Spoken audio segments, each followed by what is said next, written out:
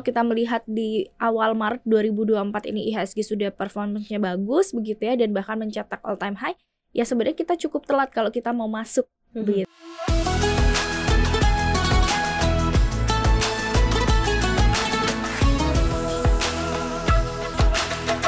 Assalamualaikum Sobat Cuan, apa kabar? Selamat datang di podcast Cuap-Cuap Ramadan. Kali ini di segmennya Sahur Saham Bulan Ramadan.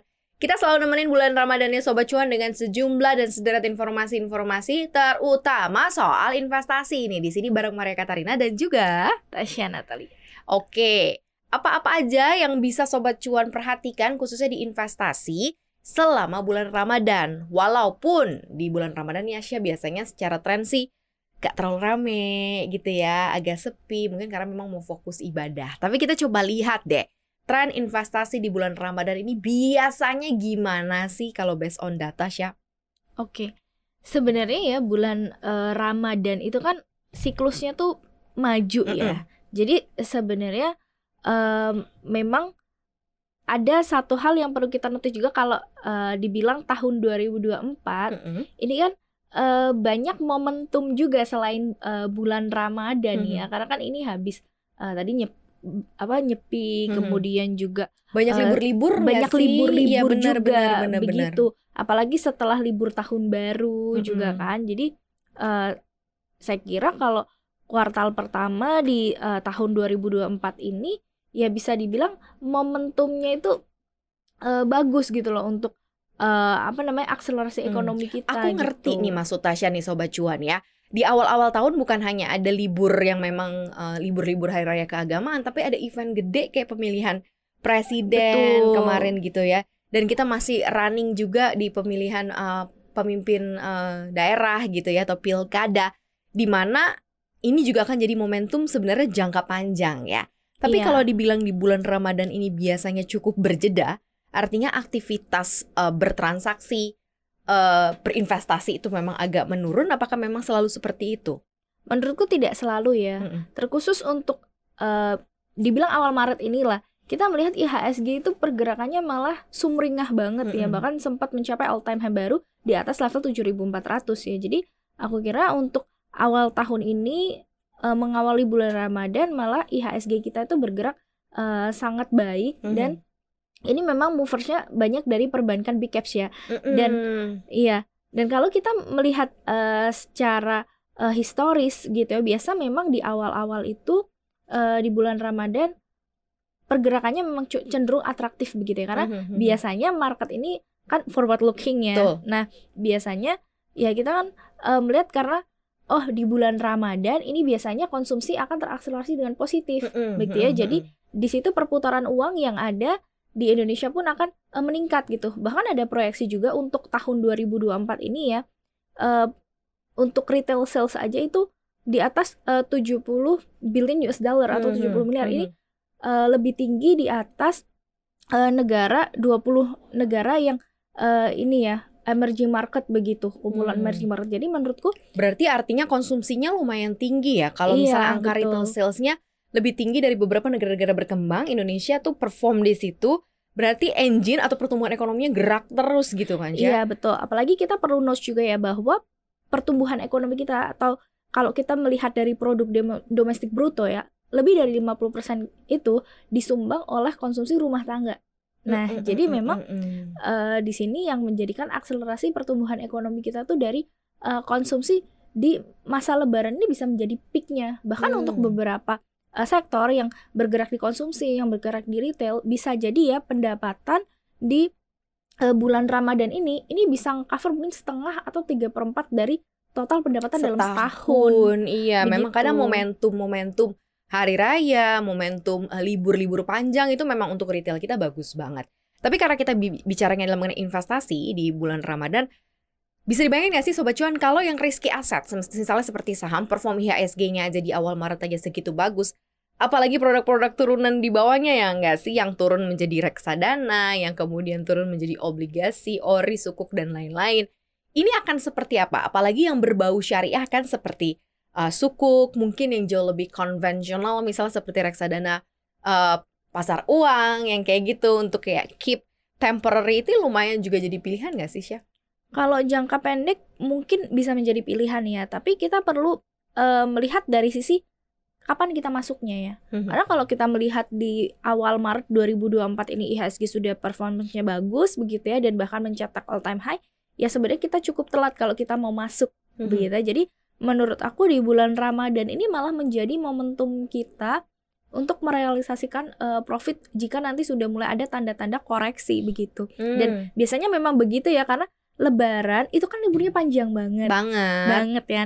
Dan biasanya pelaku pasar tuh sering taking profit duluan untuk persiapan Lebaran, siapan liburan, mudik juga. Iya, karena harga tiket ini udah naiknya juga luar biasa. Ada yang sampai 2 kali lipat lebih ya. Jadi memang persiapan menjelang Lebaran ini mungkin akan terasa di sekitar pertengahan lah, atau beberapa hari sebelum Lebaran itu akan terasa sekali ya di market, mungkin akan ada sedikit bumpy. Tapi kalau misalnya menurut kamu sendiri, lebih baik kita tuh di saat bulan Ramadan ini tidak terlalu agresif masuk ke suatu porto, atau justru malah ya ini kan peluang gitu justru untuk mungkin mendapatkan harga-harga yang walaupun tidak terlalu diskon, artinya adalah harga-harganya lumayan relevan, lumayan masuk akal gitu ya. Karena kita nanti akan ketemu di April, ketemu akan di Mei. Mei itu nanti akan ada sell in May and go away dengan berbagai macam mitos-mitos atau mungkin trend lain yang terjadi. Nah, menurut kamu ketika kemudian si Ramadan ini terjadi di bulan Maret to April, apa yang harusnya dilakukan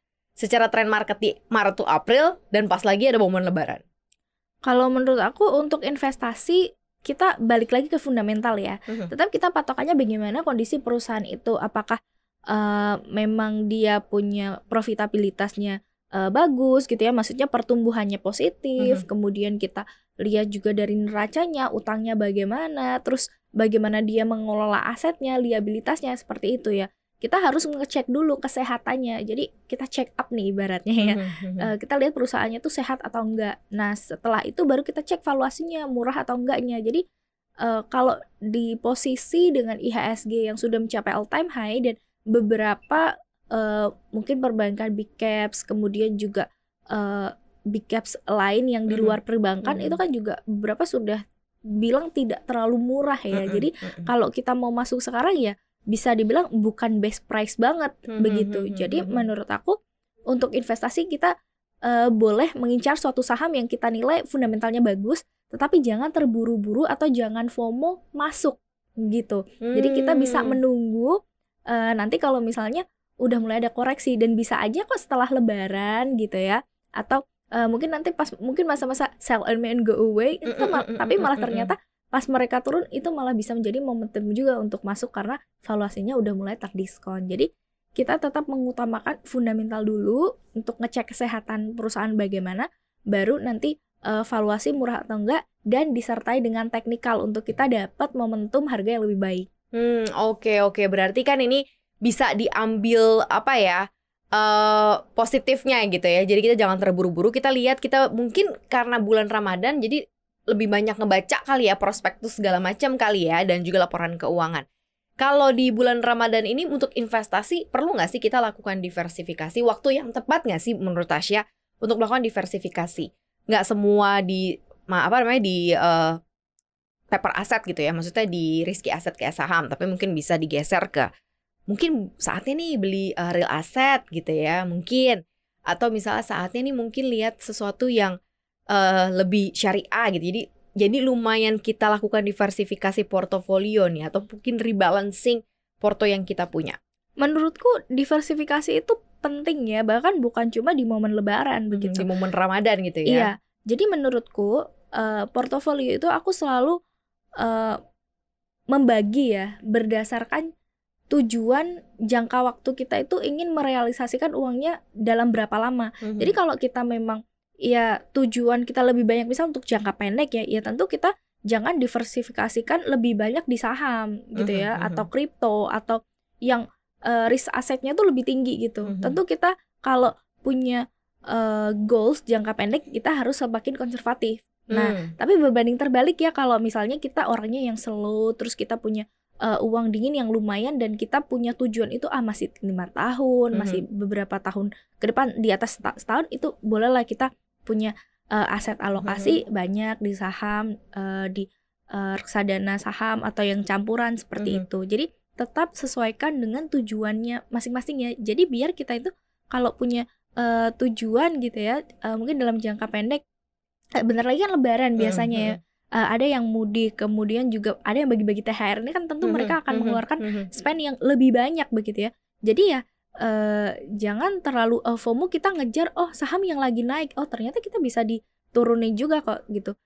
Malah sebaiknya kalau kita punya tujuan jangka pendek kurang dari sebulan atau kurang dari 3 bulan, ya lebih baik kita masukkan dulu seperti ke pasar uang gitu ya, atau mungkin kalau ada deposito tuh ada yang sebulan dan yang 3 bulan juga. Jadi kita risk asetnya itu lebih terukur begitu. Lebih terukur dari risk asetnya. Tapi karena tadi Tasya mention soal kripto gitu ya, atau pasar bursa berjangka gitu ya, aku jadi lumayan tergelitik nih mau nanya. Kan kalau seandainya beberapa kategori investasi di dalam negeri atau lokal konten yang kita punya gitu ya, misal local investment yang kita punya, drive marketnya itu kan adalah kan kondisi fundamental negara, atau mungkin kayak misalnya banyak nggak sih isu yang lagi dihembuskan, misalnya kayak urusan pangan nih sekarang lumayan ngaruh nggak sih sama emiten-emitennya, atau misalnya rupiah kan lumayan ngaruh nggak sih sama emiten atau pilihan investasi gitu, atau misalnya kayak ke real asset, ke emas seperti apa. Kripto itu kan global ya, maksudnya yang drive itu kan lumayan besar, global, dan pasti nggak akan ngaruh dong dengan bulan Ramadan gitu kan, karena kan ini hanya perilakunya si investor aja. Bisa nggak sih kita kemudian melirik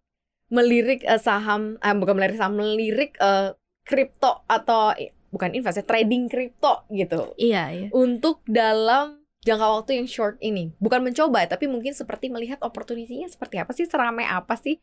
Pasti kan isunya masih akan tetap berdiri sendiri karena kan global issue. Kalau ngelihat tahun 2024 ya, memang prospek kripto ini cukup cerah, apalagi kan Bitcoin sempat udah mencapai ini ya di level 70 ribuan di awal Maret ini. Jadi ya memang ada potensi untuk kita trading lah ya, tetapi ya kembali lagi ke prinsip, misal ada orang yang mereka syariah banget, ada yang enggak ya, ini kan sesuai dengan risk exposure juga ya, karena kan kripto ini risknya atau resikonya itu memang lebih tinggi dibandingkan saham gitu. Jadi kita harus punya kesiapan yang lebih gitu ya. Apalagi aku selalu bilang kalau kita dalam berinvestasi atau kita dalam masuk suatu instrumen, kita harus tahu resikonya dulu biar kita lebih siap gitu ya. Dan menurutku kalau kripto ya sah-sah aja kalau untuk masuk, tapi balik lagi ke porsi ya. Ya mungkin kalau misal buat pemula atau apa ya 5% kurang lah gitu dari portofolio. Jadi kita bisa ngukur resikonya, ketika nanti kena kerugian pun kita juga nggak akan terlalu ngerasa boncos-boncos banget gitu lah. Tapi ini bukan buat gambling ya Sobat Cuan, kita ngomongin soal investasi di bulan Ramadan. Memang kelas asetnya banyak gitu, jangan sampai nanti Sobat Cuan ngerasa nih kayaknya nggak terlalu banyak isu nih di bulan Ramadan, pindahnya ke yang global issue, sementara kita belum punya pengetahuan. Nah ini harus hati-hati ya. Nah yang harus mulai diperhatikan nih Syah, misalnya di bulan Ramadan itu baiknya memang punya setupnya untuk investasi, berarti untuk jangka panjang, atau sebenarnya memanfaatkan momentum untuk trading di bulan Ramadan juga it's fine, karena mungkin harganya yang tercetak, transaksinya yang mungkin lebih, ada opportunity nih day by day kalau dilihat-lihat nih ternyata, gimana tuh? Opportunity untuk trading di pasar itu menurutku selalu ada ya, tinggal kita bagaimana yang screening aja, dan kita punya preferensi, ini bisa buat scalping, ini buat swing, itu kan nanti kita tergantung melihat saham apa yang cocok begitu kan, dan kita screening bagaimana secara teknikal atau ya fundamentalnya sedikit lah kalau untuk trading begitu. Tapi kembali lagi ya ke tujuan tadi. Jadi kalau misalnya kita dalam jangka pendek itu mungkin kita lebih banyak mengumpulkan uang ini untuk persiapan lebaran, ya berarti akan ada banyak uang panas nih. Nah gitu, jadi jangan sampai uang panas kita itu dipakai untuk trading juga. Nah jadi kita perlu membagi juga nih. Jadi kalau teman-teman mau trading ya alangkah baiknya pakainya uang dingin gitu. Jadi pertama, tujuan jangka pendek ini untuk lebaran harus disiapkan dengan baik dulu. Jadi kalau kita mau trading, kita lebih main kita tuh lebih tenang gitu ya. Gitu. Kayaknya nggak terlalu bijak ya kalau seandainya mau mengeruk keuntungan setinggi-tingginya gitu ya. di momen bulan Ramadan. Kalau kecuali kamu punya skill, memang skill trading atau berselancar untuk di market kita lumayan jago dan hebat sih, itu ya Ida, itu balik lagi dari itu kan base-nya adalah pengalaman kamu begitu ya. Nah, dari sisi step nih ya, mendingan menurut Tasya adalah masuknya di awal Ramadan, nanti realisasi setelah Ramadan. Artinya adalah kan setelah Ramadan itu hati-hati ya Sobat Cuan, karena kita tuh tanggal 5 April tuh adalah last day-nya trading ya. Kalau nggak salah di kalender bursa itu udah liburnya lumayan panjang, 1 minggu lebih. Ya nggak sih? Seminggu tuh sampai tanggal 15 April kalau nggak salah. Jadi masuknya tuh tanggal 16 April kalau nggak salah ya. Nanti mungkin bisa dicek lagi. Berarti kamu udah harus bisa atur kamu kapan out atau kapan kamu mau realisasi. Nah ini gimana nih baiknya? Karena sebenarnya kan berarti minggunya minggu-minggu pendek di bulan Ramadan ini. Menurutku balik lagi ke saham yang kita punya ya. Dan ya nggak semuanya juga sih, kayak misal di awal Maret ini IHSG udah all time high, terus ada saham-saham yang terkerek naik, tapi ada juga beberapa saham itu yang masih di bawah gitu. Dan mungkin ada sektor yang belum banyak gerak, misalnya kayak properti, consumer begitu kan. Itu kan masih cenderung laggard gitu ya. Jadi ya masih ada potensi dan peluang untuk kita masuk. Tetapi sekali lagi ya, kita perlu mengecek lagi fundamentalnya bagaimana, apakah ini memang cocok untuk jangka pendek aja atau cocok untuk jangka panjang gitu yang bisa kita hold untuk investasi begitu. Jadi menurutku ya ada potensi kalau kita mau trading gitu ya untuk jangka pendek, kita nggak ngebatasin hari juga ya, walaupun mungkin nanti terakhir puasa atau terakhir sebelum libur lebaran itu kan tanggal 5 April ya. Ya sebenarnya belum sampai situ juga biasanya tuh sudah pada profit taking gitu. Jadi kita tetap perlu mengantisipasi dengan ngelihat teknikalnya, karena biasa harga itu akan bergerak lebih dulu gitu. Karena segalanya itu biasanya udah forward looking dan udah di price in dulu sama market gitu ya. Jadi kita harus punya sense of mengantisipasi lebih dulu gitu. Harus bisa punya sense untuk mengantisipasi kondisi market seperti apa gitu ya. Tapi pilihan investasi di bulan Ramadan ini sebenarnya banyak ya Sobat Cuan. Kalau seandainya kamu mau investasi, kamu mau ngelihat atau menambah porto kamu ke yang jauh lebih syariah, itu bisa ya. Bisa. Atau masuk investasi yang memang berbasisnya udah syariah, misalnya seperti sukuk, retail, segala macam itu udah based on syariah, emas gitu ya. Itu juga bisa. Atau misalnya kamu udah deh gitu ya, kamu memaksimalkan keuntungan atau returns yang ada dengan bersabar. Tadi kalau Tasya bilang ngelihat, apalagi baiknya adalah kita di bulan Ramadan ini diingetin lagi untuk melihat dan cermat lebih baik untuk perusahaan-perusahaan yang punya kinerja juga cukup baik gitu ya, kinerja yang baik untuk jadi pilihan investasi. Itu yang paling penting gitu ya. Karena kan momennya itu cuma 1 bulan plus libur gitu ya, taruhlah 1 bulan setengah gitu ya, untuk kamu bisa memanfaatkan momen ini. Tapi jangan gerasa gerusu gitu kalau kata Tasya ya. Balik lagi ke fundamentalnya. Mudah-mudahan ini jadi pencerahan kalau yang masih bingung nih, aduh hari ini beli saham apa, atau beli investasi apa, atau beli produk apa, aset kelasnya mau kemana. Nah ini mungkin bisa mulai diperhatikan ya satu persatu jenis kelas aset yang dibutuhkan oleh Sobat Cuan. Tasya thank you udah nemenin Maria hari ini di Cuap-Cuap Ramadan di sahur. Jangan lupa untuk dengerin konten-konten kita terus di Cuap-Cuap Ramadan yang hadir setiap hari Senin sampai dengan hari Jumat di CNBC Indonesia TV, Apple Podcast, Google Podcast, Spotify, dan juga Anchor. Jangan lupa kita juga ada di YouTube kita di Cuap-Cuap Cuan. Jangan lupa juga untuk follow dan juga like, komen ya. Follow akun Instagram kita di @cuap_cuan. Semangat puasanya Sobat Cuan. Terima kasih udah dengerin Maria sama Tasya. Kita berdua pamit. Assalamualaikum.